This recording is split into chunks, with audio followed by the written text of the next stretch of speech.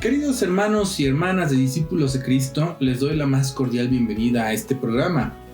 Hoy, lunes 25 de marzo de 2024, y estamos en el segundo día de la semana de la pasión y muerte y resurrección de nuestro Señor Jesucristo. El día de ayer pudimos ver con los ojos de la fe cómo nuestro Señor Jesucristo entró triunfante a Jerusalén mientras iba montado en un pollino, hijo de asna, cumpliéndose así una de las muchas profecías que se habían dicho previamente de él. Pero hoy nos toca comenzar a ver la autoridad que tiene el Señor Jesucristo con dos hechos muy importantes, los cuales encontramos descritos en el Evangelio de Marcos, capítulo 11, de los versículos 12 al 18. Comenzaremos con el primer suceso y me gustaría iniciar llamando tu atención con el subtítulo que los editores de la Biblia pusieron para esta parte del capítulo, y es: Jesús maldice la higuera estéril. Qué impactante, ¿no? Que nuestro Salvador, que tiene un mensaje de amor, maldiga a una planta. Pero, ¿por qué ocurrió esto? Comencemos leyendo lo que dice la palabra de Dios. Al día siguiente, cuando salieron de Betania, tuvo hambre, y viendo a lo lejos una higuera frondosa, se acercó a ver si tal vez hallaba en ella algo. Pero nada halló sino hojas, pues no era tiempo de higos. Entonces Jesús dijo a la higuera estas palabras, en un tono que los discípulos oyeron: nunca jamás coma nadie fruto de ti. Como vimos el día de ayer, nuestro Señor Jesucristo se encontraba entrando a Jerusalén, pero luego vemos, por lo que nos comenta el evangelista Marcos, que al día siguiente salieron rumbo a Betania. Si lo vemos en Google Maps, nos damos cuenta que de Jerusalén a Betania había mucha distancia. De hecho, como lo puedes ver aquí de este lado, podemos encontrar que la ruta más rápida tiene una distancia total de 10 kilómetros, o lo equivalente a 33 minutos de recorrido en carro. Curiosamente es la distancia más corta porque es como más fácil de llegar. Pero si quieres ir caminando, que es por la geografía del territorio de Israel, hay que subir y bajar algunos montes. Son 8.4 kilómetros, que nos da un recorrido total de 2 horas y 1 minuto. Aquí es donde me gustaría recordarte que, adicional a esta distancia, el clima en el país de Israel siempre es muy caluroso. Además que en aquel entonces no había nada de que llamo a la aplicación Uber o Didi o como se llame en tu país para que me lleven de punto A a punto B, o si bien tengo hambre, oye, quiero comerme un snack y voy a ir a pedir, o voy a pedir desde mi celular que me traigan X o Y platillo. Tampoco había que si tenían calor se podían meter a un mall, o tampoco había de que vamos por un Starbucks porque pues tengo sed o quiero un chocolate, venti. No había nada de eso. En las épocas de nuestro Salvador, cuando anduvo en esta tierra, la situación era mucho más compleja, por lo que tenían que caminar bastante. Si a todo lo anterior le sumas que el Señor había estado trabajando y predicando y luego entró a Jerusalén, era más que obvio que nuestro Señor estaba cansado y con hambre.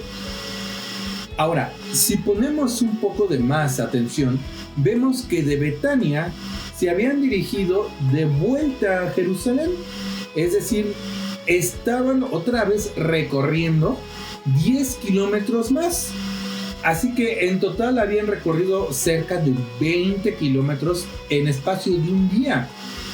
Esto sí que es una distancia bastante considerable, y más con este calor.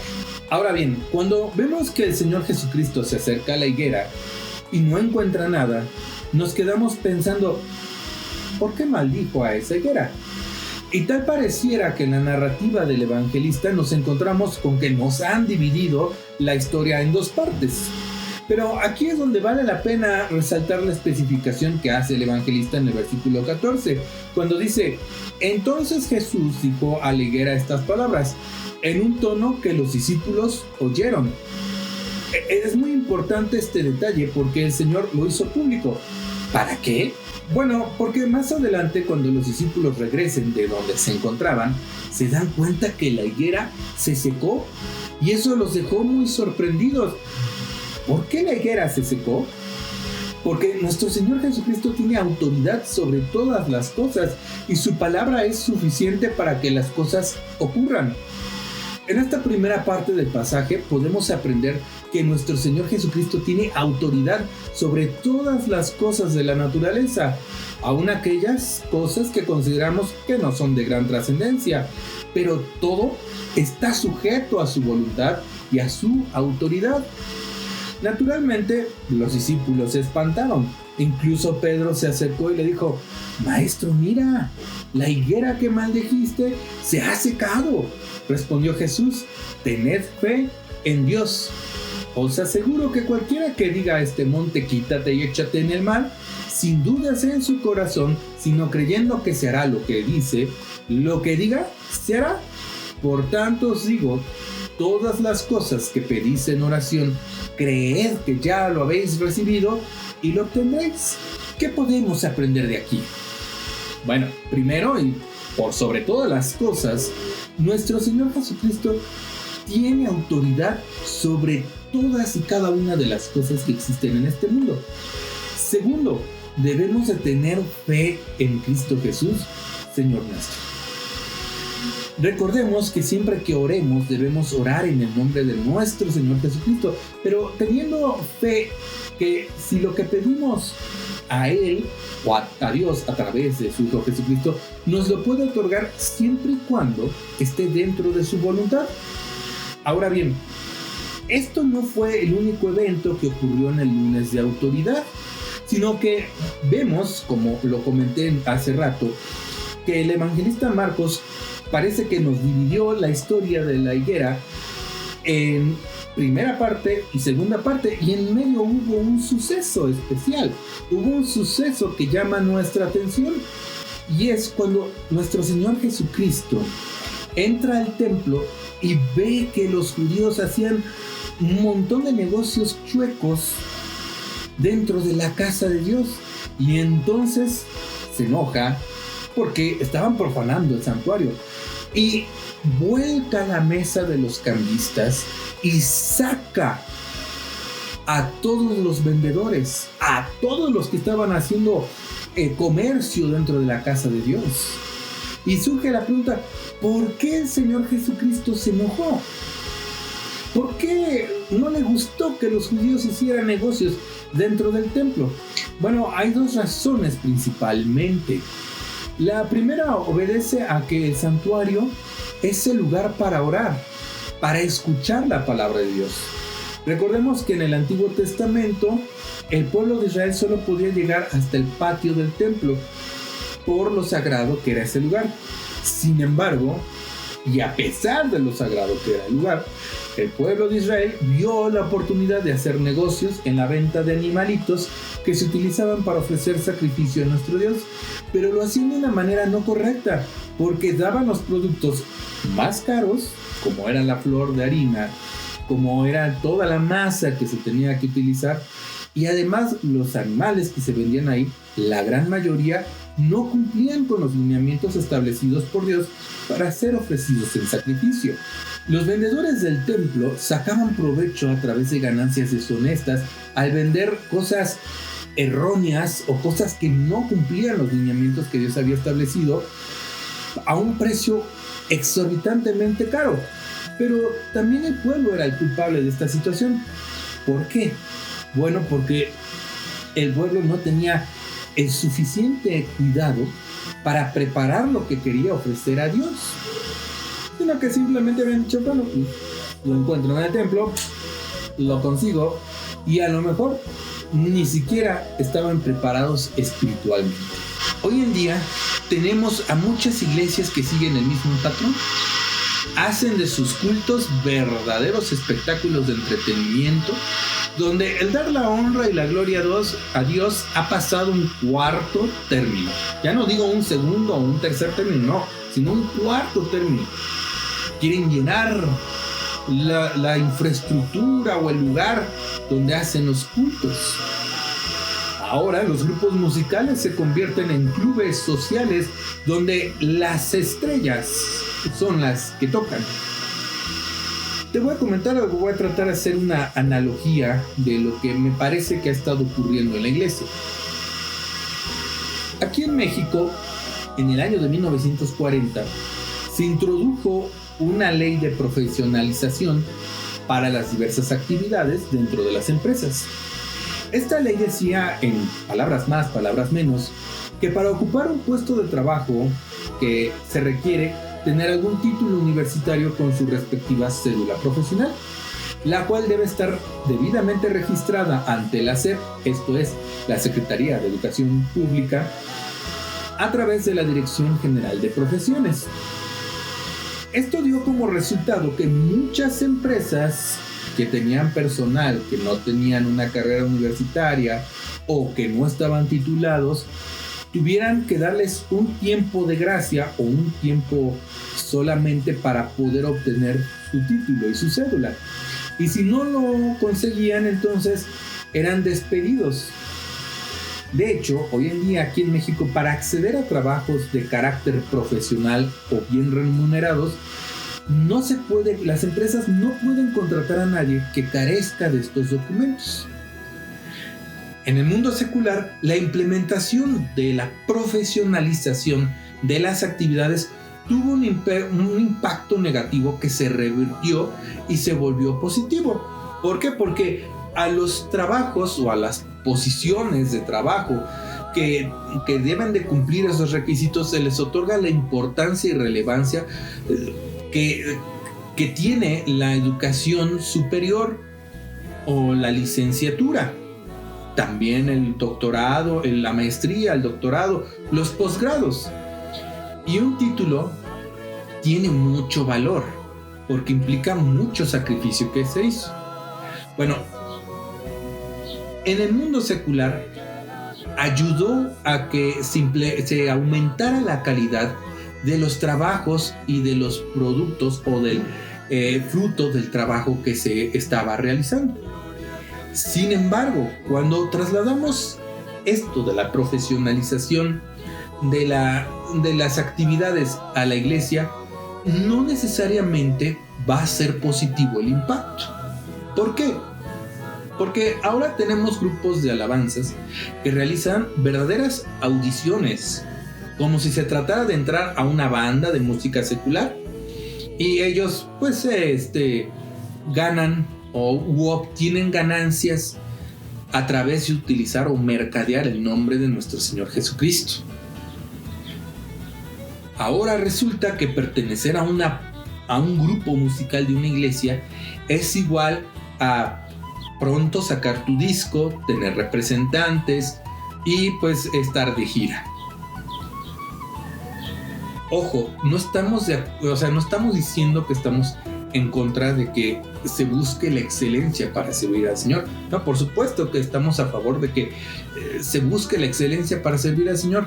Sin embargo, hay hermanos que porque no saben tocar con todas las técnicas un instrumento musical o no llevaron una educación académica para ejecutar un instrumento musical, son excluidos. Aunque tienen todo el corazón para aprender o aunque tienen el conocimiento empírico, esto se les conoce como músicos líricos, no son tomados en cuenta.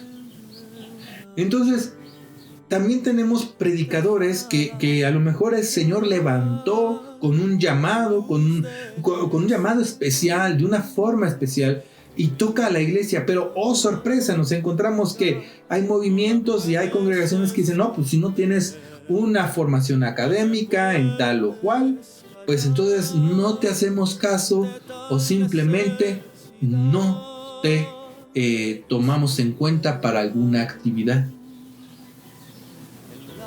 Estas características que he mencionado han permeado en la iglesia profundamente y no lo debemos de permitir, porque el Señor busca el corazón. Ciertamente cuando somos llamados, ciertamente cuando el Señor nos concede un ministerio, tenemos que ir mejorando para ofrecerle la excelencia al Señor. No nada más lo mejor, sino la excelencia. Pero cuando estamos buscando la formación académica por encima del llamado de Dios, es semejante a lo que hacían los judíos y que hizo enojar a nuestro Señor Jesucristo. Vender a los animalitos en pésimas condiciones o en condiciones que no estaban acorde a la voluntad de Dios, y entonces los vendían y obtenían ganancias. Y pues tenemos, por ejemplo, a mega iglesias donde el pastor más parece una estrella de rock, o un reggaetonero, o un cumbiero, o un salsero, o un rapero. Y no conformes con esto, abusan de la autoridad y se autodenominan como profetas, como arcángeles, como, un sinfín de nombres. Y hay algunos que dicen que tienen videos, que tienen incluso certificados angelicales que nadie puede ver, sino solamente ellos. Me recuerdo un poco a aquella lectura o aquel cuento de los hermanos Grimm de El traje invisible para el rey, donde un par de sastres engañaron al rey de un pueblo diciéndole que le habían hecho un traje con una tela invisible, y entonces el rey se paseaba desnudo, o como podemos decir, con el traje de Adán, y el pueblo no le podía decir nada porque tenían miedo de ser ejecutados. Así es lo que está pasando con las iglesias. Tenemos personas como Chiribí, que dice hablar en lenguas y profetizar y proclamas proféticas, pero su vida es un desastre, su hijo es un desastre. Tenemos a otras personas como Cash Luna, que también dice ser apóstol, pero su vida es un desastre. Hoy, hermanos, el Señor nos enseña que los templos de nuestro Dios son casa de oración para todas las naciones, tal y como nos cuenta el evangelista Marcos, capítulo 11, 17, cuando dice: y les enseñaba diciendo, ¿no está escrito, mi casa será llamada casa de oración para todas las naciones? Sin embargo, ustedes la han convertido en cueva de ladrones. Hay muchas iglesias y aún a veces dentro de congregaciones que sustentan la sana doctrina, hay congregantes que sacan provecho del evangelio de una manera ilícita. Negocian con el evangelio, y no nada más de forma económica, sino también ven la cuestión social, le dan prioridad a la cuestión social, al rubro social, por encima de buscar a Dios. No decimos que esté mal que los hermanos puedan socializar, no, pero sí está mal cuando se antepone a buscar a Dios. Hermano, hermana, es momento de que, si usted tiene algo pendiente o ve que en su iglesia tienen en poco el santuario, nos pongamos a reflexionar y nos pongamos a cuentas con Dios. Le pidamos guianza, le pidamos que Él, a través de su Espíritu Santo, nos haga sentir qué debemos de hacer. Si hemos descuidado nuestra vida espiritual, es momento de volverla a retomar. Mi nombre es Alejandro Juárez y te espero el día de mañana para explorar acerca de la controversia que se suscitó el martes. Son varios puntos que hay que destacar y que en todos ellos el Señor nos enseña de forma humilde, mansa y victoriosa. Dios te bendiga. Déjala brillar, la luz de Jesús, que brilla en todo lugar, no la puedes esconder. esconder, no te puedes callar ante tal necesidad. Enciende una luz en la oscuridad.